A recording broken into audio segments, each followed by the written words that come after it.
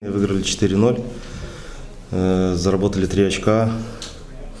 Я думаю, что итоговый счет не должен наводить в заблуждение. Довольно непростая игра была. Был момент, где было волнительно за итоговый результат, но ребята молодцы, проявили терпение, характер, выдержали, забили хорошие голы и по праву победили. Я считаю, что эту победу точно заслужили они сегодня. Спасибо большое. Есть вопросы, может, какие-то? Иван, футбол Беларуси. Вне заявки остались Кладжи и Скок. Можно вас попросить подвинуться, а то свет на вас, линии такие на лице. Ну я ж не надо зашторить. А там все зашторено. Ну, это и нет уже. Понял. Хорошо. Остались незаявки, почувствовали недомогание, симптомы какой-то простуды и просто поберегли их и не взяли с собой сегодня на выезд.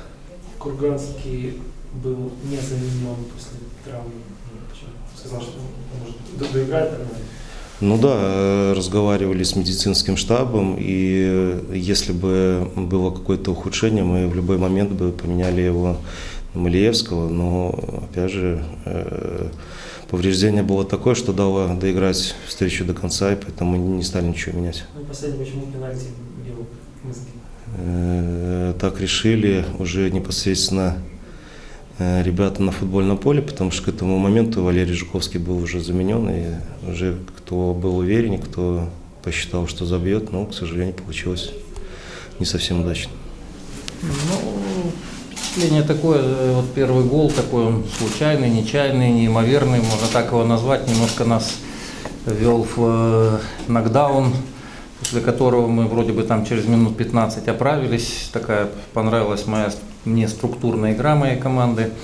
Вот, но абсолютно не понравилось то, что не было нанесено ни одного удара. То есть мы кружили вокруг штрафной, входили в штрафную, но это не заканчивалось голевыми моментами или ударами.